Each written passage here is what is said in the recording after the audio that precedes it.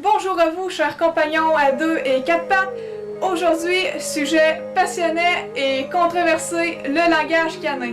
Pour commencer, en obéissance, et pour finir, est-ce qu'un chien et un chat peuvent se communiquer ensemble?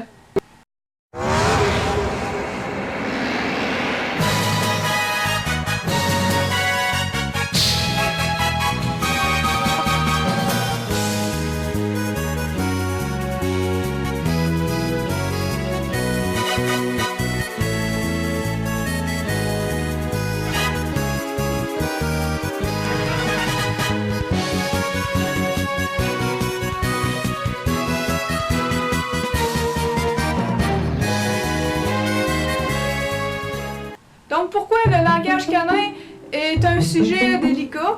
C'est parce que souvent le chien va envoyer des signaux d'inconfort à son maître et le maître ne les verra pas. Il faut dire aussi qu'il y a beaucoup d'interprétations dans le langage animal.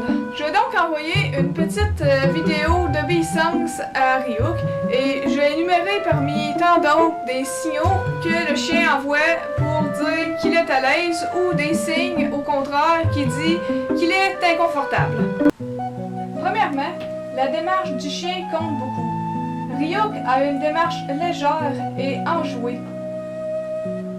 Si vous observez bien aussi, le chien n'a pas toujours la gueule fermée. Un chien qui garde sa gueule fermée et qui refuse même de manger sont des signes que votre animal est stressé. Sa queue n'est pas cachée entre ses pattes. Le chien n'est pas constamment en train de bâiller et de se bourlécher les babines. Et oui, bien qu'à l'apparence banale, ces signes sont souvent une façon pour le chien d'exprimer son inconfort.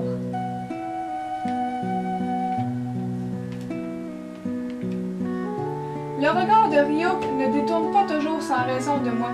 Bien sûr, ici, on a une question d'attention, mais un chien qui détourne la tête peut être aussi un signe qu'il ne veut pas entrer en conflit. Alors un maître qui se frustrera pour obtenir l'attention du chien s'éloignera davantage de son but.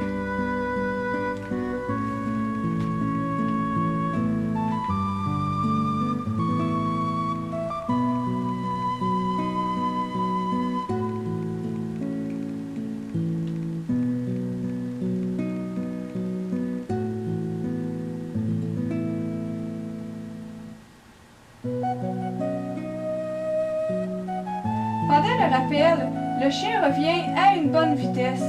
Une démarche anormalement lente est une façon pour le chien d'apaiser la situation inconfortable.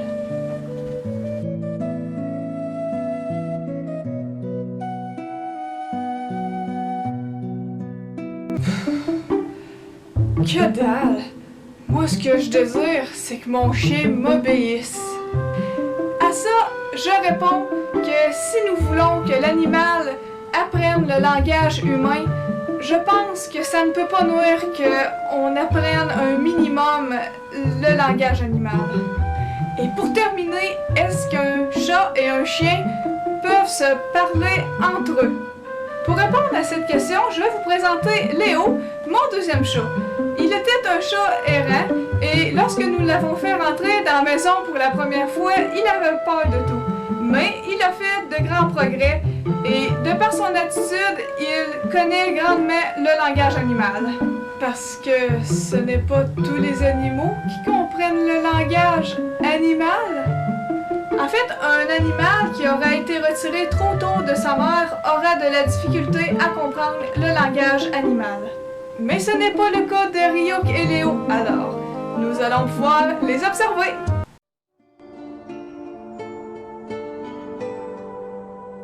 Le chat reste immobile, donc très tendu, alors que le chien exprime une attitude pacifique. Pour montrer son intention pacifique, Ryuk tourne le dos au chat et renifle brièvement le sol.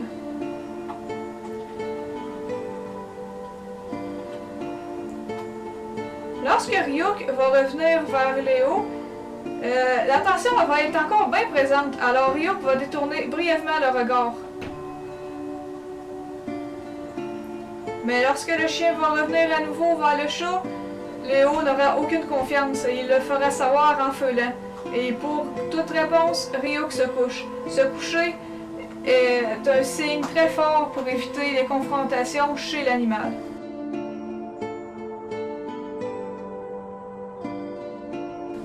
En conclusion, j'ai nommé quelques signes de ce langage souvent méconnu, mais passionnant.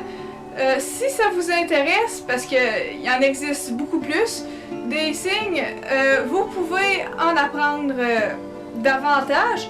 Et si ça peut vous aider, le nom scientifique de ce langage, ça se trouve à être les signaux d'apaisement. Si vous avez aimé cette émission, n'hésitez pas à partager et à vous abonner à la page. Ce sera aussi pour moi un plaisir de répondre à vos questions concernant mes vidéos parce que je pratique un métier de passion. C'était Julie Lorion et Ryuk à l'évolution d'un chien.